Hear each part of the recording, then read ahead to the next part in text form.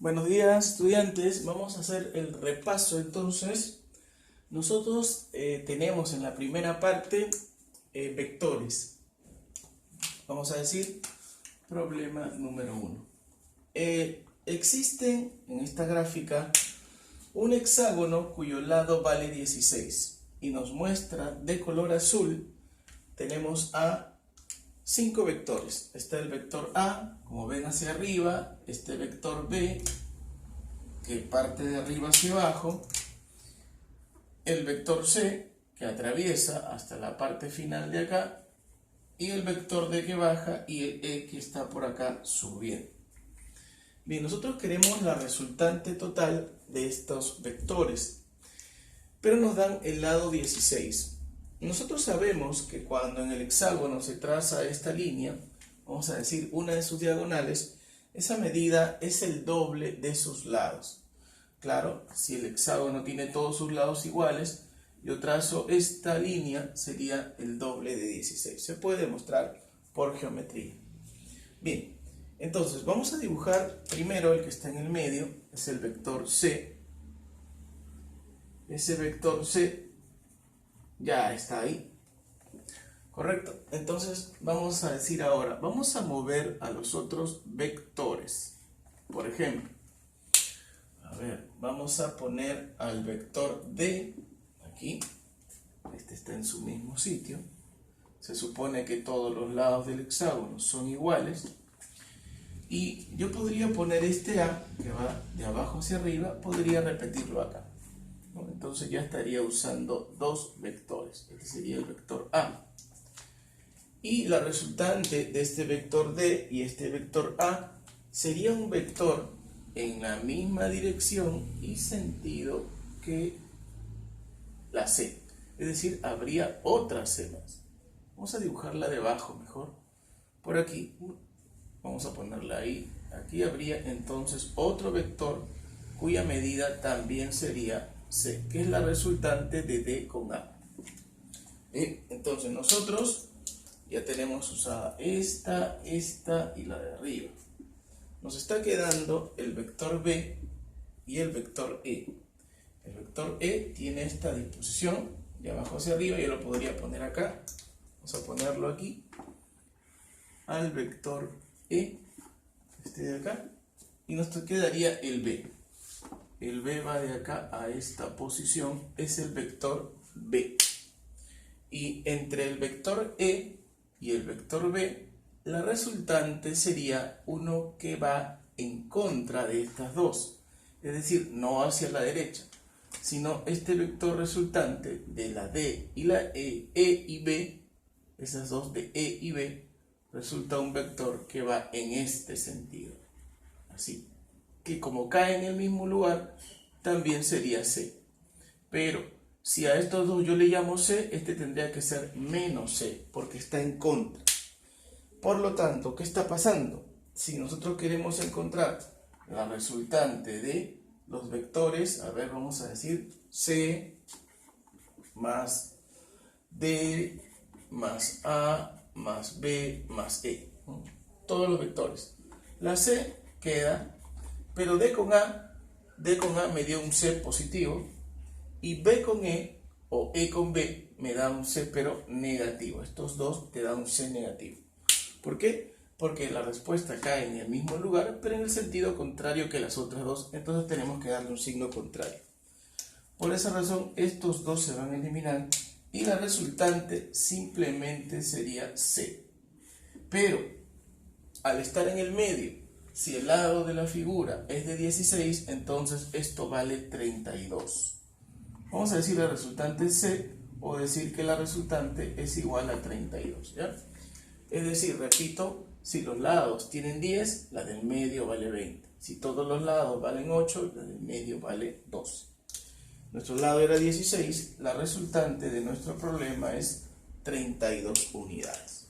Bien, entonces podemos tener una variedad de este tipo de problema.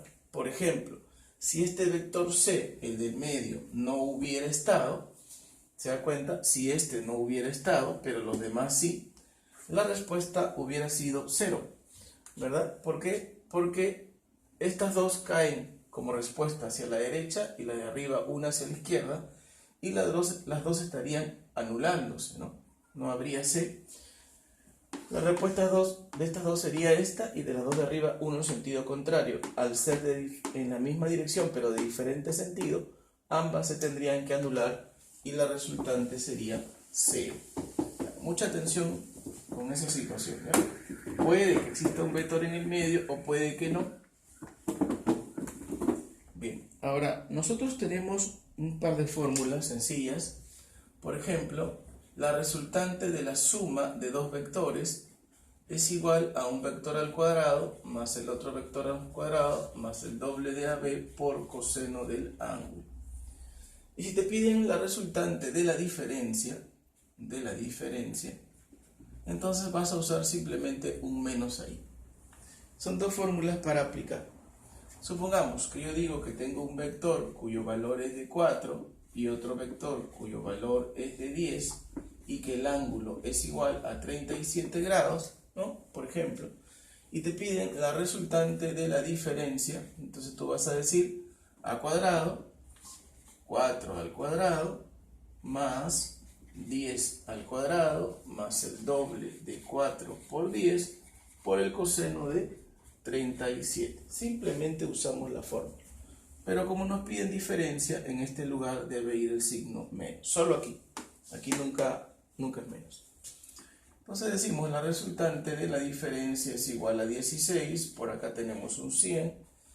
Acá va a ser 80 multiplicado por 4/5, que es el coseno de 37.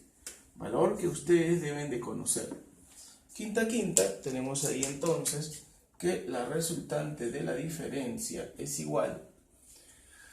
Bueno, en ambos casos, la resultante de la suma y la resultante de la diferencia lleva elevado aquí al cuadrado, así, o la raíz de todo esto, ¿ya? Coloquémoslo así mejor. O es simplemente esto al cuadrado o la raíz. Vamos a ponerle la raíz, ¿ya? Pero al final, vamos a ponerlo aquí así. Raíz, bueno, de esta manera, ¿ya? Entonces tenemos que la raíz cuadrada es, tenemos acá 100 más 16, valor 116, menos 16 por 4, 64. Bien, entonces tenemos ahí la resultante de la diferencia sería 52. Sí, 52, y le sacamos la raíz. Listo, eso es. Pueden quedarse hasta esa posición o reducirla un poquito más. Por ejemplo, ¿no? Esto es 4 por 13, le saco la raíz, sería 2 raíz de 13. Pero bueno, pueden encontrar la respuesta de arriba o pueden encontrar esta otra. Si es que este no se puede reducir, ahí quedaría. Pero si se puede, lo hace. Ahí tenemos entonces la resultante de la diferencia. La raíz cuadrada de esta expresión. Si el problema nos dice resultante de la suma, solamente aquí pasaría a más 180 raíz cuadrada. ¿Correcto? Entonces deben conocer los ángulos de 37 y 53, 30 y 60, 45 y 45, que son los notables, los que usamos en geometría, en trigonometría. Otro tipo de problema en vectores, que es muy importante, es cuando tenemos una descomposición de vectores. ¿Qué quiere decir esto? Te van a dar los ejes coordenados, es decir, el Y y el X, ¿verdad? Todos sabemos que este es el eje Y y este es el eje X. Dentro de estos vectores van a aparecer algunos, vamos a ponerlos así, que van a estar con algún ángulo. Por ejemplo, ese vector que vale 10 va a tener un ángulo de 53 grados.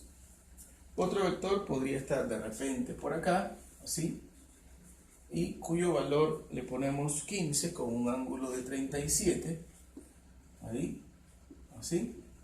Podrían haber más vectores, por ejemplo, uno en el eje Y, ahí, cuyo valor le voy a poner a ver 6, y podría haber otro por acá, también, vamos a dibujarlo por acá, más lejos, cuyo valor también, por ejemplo, sería 6.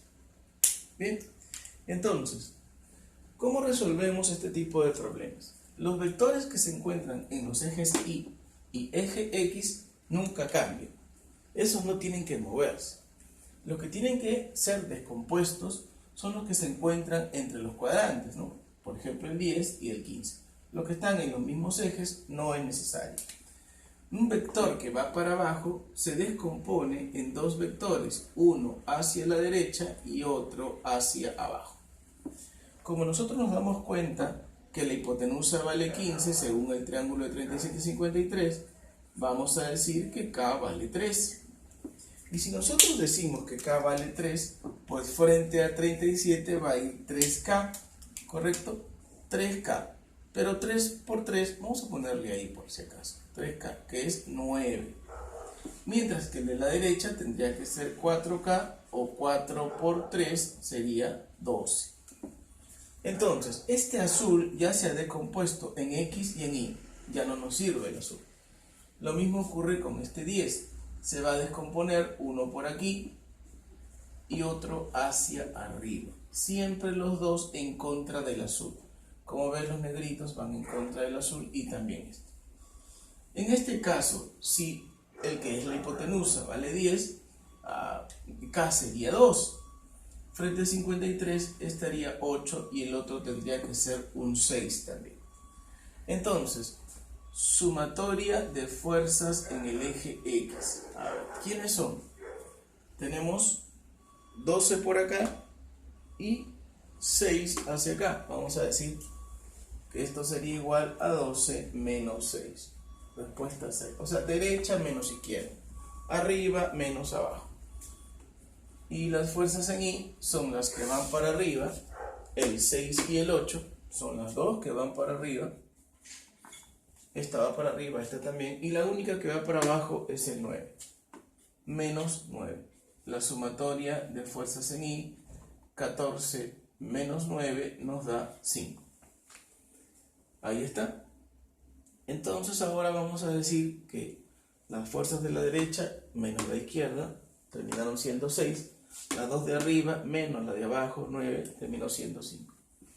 La resultante total de este sistema se calcula como Pitágoras. Raíz cuadrada de las fuerzas en X elevada al cuadrado más las fuerzas en Y, que nos dio 5, también elevado al cuadrado. Y así vamos a obtener la resultante total de todo este sistema. Va a ser entonces 61. Raíz de 62. Resultante total de todo el sistema. Recordar entonces que los que están en el eje Y y en el eje X no se mueven. El 15 se tuvo que descomponer en dos, 12 y 9, con el triángulo de 37 y 53. Este 10 se descompuso en 2, 6 y 8, con el triángulo de 37 y 53. Fuerzas en X, derecha menos izquierda, me va a dar 6. Arriba, 8 y 6, hacia abajo, 9. 14 menos 9, 5. Pitágoras, y llegamos a la raíz de 61. Bien, continuamos.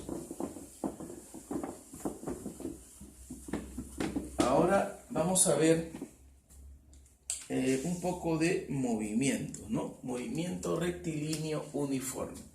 La única fórmula que se les ha mostrado es esta, ¿verdad? Distancia, velocidad y tiempo. Distancia, velocidad y tiempo. Nada más. Entonces, dice, por ejemplo, ¿no? Un móvil, vamos a hacer un pequeño dibujo para no escribir todo el problema.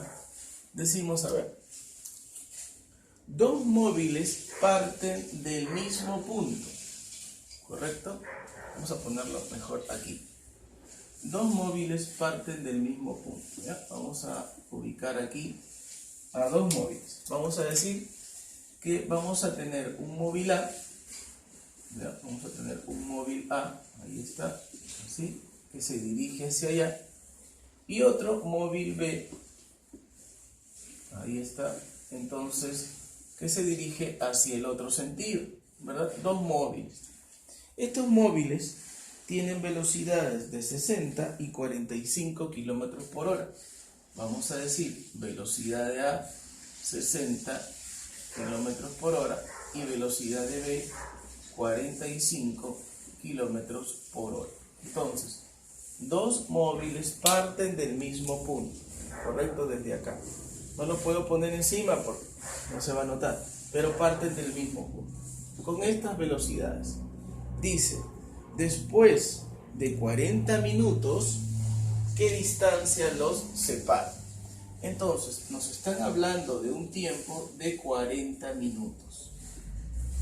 Pero resulta que nuestras dos velocidades están en kilómetros por hora.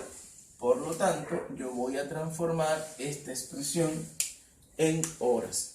Sabemos nosotros que 60 minutos equivalen a una hora. Esa es la forma. Los minutos se nos van a eliminar, los ceros también, mitad, mitad, y lo que me va a quedar es un 2 y un 3. Por lo tanto, el tiempo de 40 minutos en realidad se podría expresar como 2/3 de hora. Pero ¿qué es lo que va a pasar entonces? Como nosotros nos damos cuenta que estos móviles tienen distintas velocidades, luego de 40 minutos, o lo que es equivalente a 2/3 de hora, los móviles estarán, después de un tiempo, por ejemplo, habrá avanzado hasta por acá, ¿no? Vamos a decir acá está el A, pero el otro, por tener menos velocidad, pues habrá avanzado hasta un tramo inferior, ¿no? Dos distancias diferentes. Esta es la distancia de A recorrida y esta sería la distancia de B, ¿no? Desde esta posición hasta acá.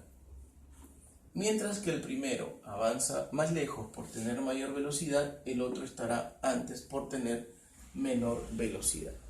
Lo que nos piden a nosotros es encontrar esta distancia que los separa después de 2/3 de hora. Entonces decimos, distancia del móvil A, velocidad del móvil A multiplicado por el tiempo. La velocidad del móvil A es de 60 kilómetros por hora,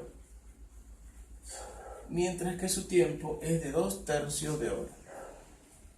Lo que ocurre en esta situación es que las horas se van a eliminar, tercia, 20, y claro, 20 por 2, tenemos una distancia de 40 kilómetros.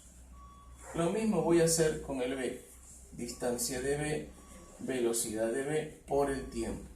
La velocidad de B es de 45 kilómetros por hora, sería entonces acá 45 kilómetros por hora multiplicado por 2/3, 2/3 de hora. Las horas van a ser eliminadas, tercia, 15 por 2, entonces tenemos que la distancia de B es de 30 kilómetros. Listo.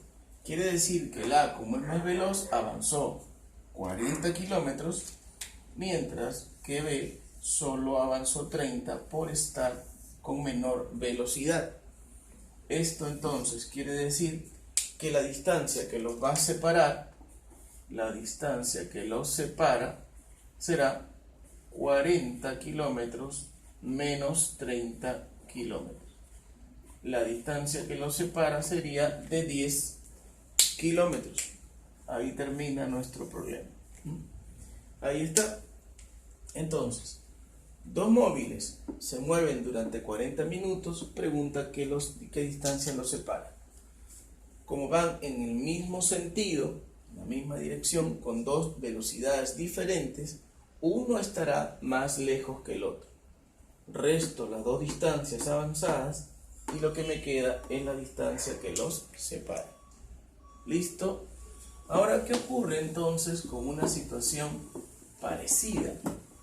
Quiere decir entonces que podría ser que uno viaje en el sentido contrario del otro, ¿verdad? Podría darse esta situación. Así, vamos a poner aquí a un móvil, parten del mismo punto, pero ahora este móvil, mientras uno se dirige hacia allá, el otro se dirige en sentido contrario, ¿no? Vamos a decir móvil A, móvil B. Vamos a dar la velocidad de B y vamos a dar la velocidad de A. Entonces ahora se mueven de manera rectilínea, pero en sentidos contrarios. Parten del mismo punto. Con velocidades de, vamos a ponerle a ver, 72 y 45 kilómetros por hora. 72 y 45.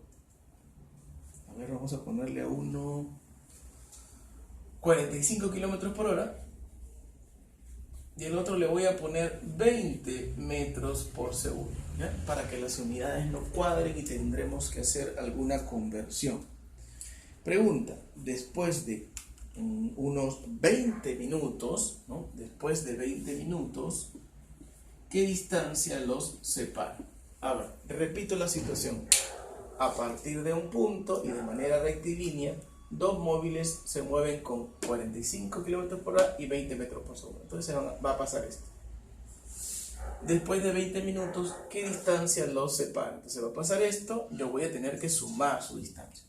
Vamos a hacer las conversiones. Claro, porque metros por segundo no cuadra con kilómetros por hora ni tampoco con minutos. Entonces decimos 20 minutos, ya saben la situación.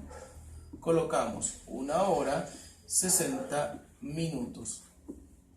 Simplificamos y lo que vamos a obtener va a ser 1/3. Ya está. Tenemos el tiempo de 1/3 de hora. Ahora ya tenemos horas, kilómetros por hora, falta transformar 20 metros por segundo. Cuando nosotros queremos los metros por segundo a kilómetros por hora, nosotros sabemos, de kilómetros por hora a metros por segundo es por 5/18.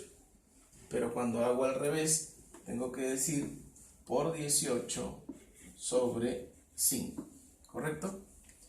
Por 18/5.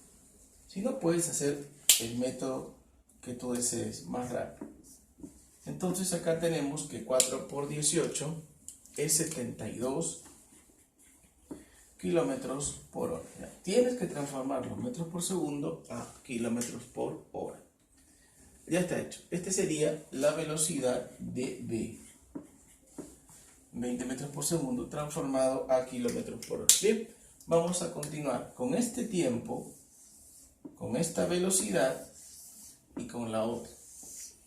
Entonces empecemos. Yo puedo decir que la distancia recorrida por A sería velocidad de A, 45 kilómetros por hora, multiplicado por el tiempo, que nosotros sabemos que es 1/3 de hora. Simplificamos las horas y 45 entre 3 nos va a dar 15 kilómetros. Ya tenemos la primera distancia. Distancia de B, velocidad de B, 72 kilómetros por hora, multiplicado por 1/3 de hora, me va a dar 24 kilómetros. Simplificando, ya tengo la distancia recorrida por B, 24 kilómetros. Ahora, a nosotros nos piden encontrar cuál es la distancia que los separa. Entonces, la distancia que los separa va a tener que ser la suma, ¿no? Va a tener que ser la suma porque están yendo en sentidos contrarios. 39 kilómetros sería nuestra respuesta, porque van en sentidos opuestos, entonces las dos distancias tienen que sumarse. Bien, continuamos. ¿Qué otro problema o otro tipo de problema podría presentarse? A ver, vamos a ver. Tenemos, a ver, cuando un bote, por ejemplo, nosotros explicábamos en clases anteriores que, bueno, este más o menos es el desplazamiento de un río, ¿verdad? Hacia abajo. Exagerado, claro. Podemos decir nosotros que si yo coloco aquí un bote, si colocamos un bote, y este bote tiene, no tiene ninguna velocidad, está el motor apagado, este bote va a ser llevado por la velocidad del río, ¿correcto? Pero si tiene una velocidad, su velocidad se va a incrementar en la velocidad del río, o sea, la velocidad del bote más la velocidad del río. Si se dirige hacia abajo, se llama también aguas abajo.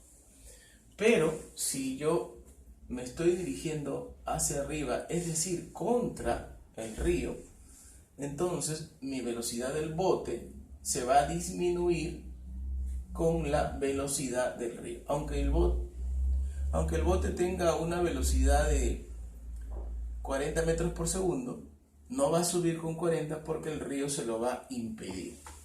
Bien, entonces, vamos a decir así. Un bote se mueve aguas abajo a 36 kilómetros por hora. Vamos a escribir acá aguas abajo a 36 kilómetros por hora. Cuando un bote se dirige hacia abajo, esto quiere decir que la velocidad del bote más la velocidad del río me van a dar 36 kilómetros por hora, porque está yendo hacia abajo. El río como que le aumenta la velocidad al bote. Otro dato de nuestro problema podría ser, mientras que aguas arriba, vamos a decir así, aguas arriba, ¿qué va a pasar? 24 kilómetros por hora. En este caso, la velocidad del bote se va a ver reducida por la del río. Velocidad del bote menos velocidad del río, 24 kilómetros por hora. Vamos a obviar las unidades. Ahí está. 24 kilómetros por hora. ¿Cierto? Vamos a ponerla mejor. Ahí está. ¿Qué es lo que estamos generando entonces? Cuando un bote va aguas abajo, la velocidad del bote se incrementa en la del río, ¿no? Si es un bote a motor, por supuesto. Aguas arriba, de abajo hacia arriba, el río le resta. ¿Qué nos podrían preguntar en el problema? ¿Cuál es la velocidad del bote o cuál es la velocidad del río? Cualquiera de las dos preguntas. Si yo anulo aquí, porque una es positiva y la otra es negativa, tendría dos veces la velocidad del bote. Si sumamos estos dos, me daría 60 kilómetros por hora. Bueno, y el resultado de la velocidad del bote sería de 30 kilómetros por hora. Si nos piden la del bote, entonces habremos terminado. Pero si nos piden la velocidad del río, entonces voy a tener que utilizar la de arriba. Porque nosotros decimos bote más velocidad del río es igual a 36. Si este vale 30, entonces tendríamos la velocidad del río 6 kilómetros por hora. ¿No? Ahí está. Entonces, con los datos que nos dan, podemos conseguir las dos velocidades. Repito, esta situación se da cuando te dicen un bote a motor se mueve por un río. Si va aguas abajo, se suma la del bote más la del río. Pero si vas aguas arriba, es decir, contra el río, la velocidad del bote será disminuida en el río. Dos ecuaciones y ya la tenemos. Otra situación en este tipo de problemas sobre botes en un río podría presentarse de la siguiente manera. Vamos a terminar con ese problema. Vamos a decir un bote en aguas tranquilas. La velocidad, vamos a decir, del bote, pero en aguas tranquilas. Quiere decir donde no se mueve, ¿no? Como una piscina. 40 kilómetros por hora. Esa es la velocidad normal, sin estar en el río. Si navega por un río moviéndose de un punto A a otro B, aguas abajo, vamos a dibujarlo, a ver, así, ¿no? Se va de un punto A hacia un punto B, aguas abajo, ¿no? Se está moviendo así, para allá. Si se mueve o navega de un punto A a un punto B, aguas abajo, y regresa, ¿cuál sería esa distancia si la velocidad del río, te están dando la velocidad del río, 4 kilómetros por hora, ¿cuál sería esa distancia? Si además emplea 20 horas en ir y en regresar. Entonces, tengo la velocidad del bote, tengo la velocidad del río. Dice este señor que cuando se dirige hacia abajo, ¿verdad? Y regresa, se demora en un total de 20 horas. Entonces yo voy a decir, si se mueve de A hacia B, ¿cómo se analiza? De A hacia B. Distancia de A hacia B será igual a la velocidad. A ver, se supone que esto está ocurriendo aguas abajo. ¿Qué quiere decir? Que la velocidad ya no va a ser 40, va a incrementarse con el río y me daría 44 kilómetros por hora por el tiempo. Sin embargo, yo no conozco el tiempo, no tengo el tiempo de ida, pero le puedo poner simplemente t. Pero ahora cuando regrese, va a tener que usar 20 menos t. ¿Por qué? Porque el tiempo de ida y regreso, según nuestro problema, es de 20 horas. Se demora 20 horas en ir y en regresar. Cuando va de arriba hacia abajo, sus 40 se incrementan en 4 por la del río. Y entonces, cuando regresa, ¿qué va a pasar? Ahora va a ser la distancia de B a A igual a la velocidad de regreso. Si está regresando, la velocidad ya no va a ser 44, va a ser 40 menos 4, 36. Pero el tiempo ya no sería t, sino 20 menos t. 20 menos t, de esta manera. Entonces, mientras que esto ocurre en la ida, ¿verdad? Cuando va hacia abajo del río, su velocidad del bote se aumenta en 4. Mientras cuando retorna, su velocidad de 40 se resta en los 4, 36. El tiempo de ida no lo conocemos, pero el de regreso, como sabemos el tiempo total, que es de 20 horas, 20 menos t. Pero la distancia de ida es igual a la distancia de regreso. Quiere decir que en vez de escribir esta expresión, yo podría poner 44t.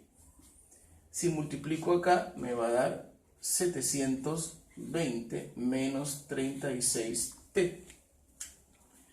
Ese 36 va a venir para acá, sería 44t más 36 me va a dar 720. 80t, 720, entonces nosotros tenemos un tiempo de 9 horas. Las preguntas podrían ser distintas. A ver, podrían preguntarte cuánto tiempo se demora en ir, pues 9 horas. ¿Cuánto tiempo demora en retornar o regresar? 20 menos 9, 11 horas. Otra pregunta, ¿cuál es la distancia desde A hasta B?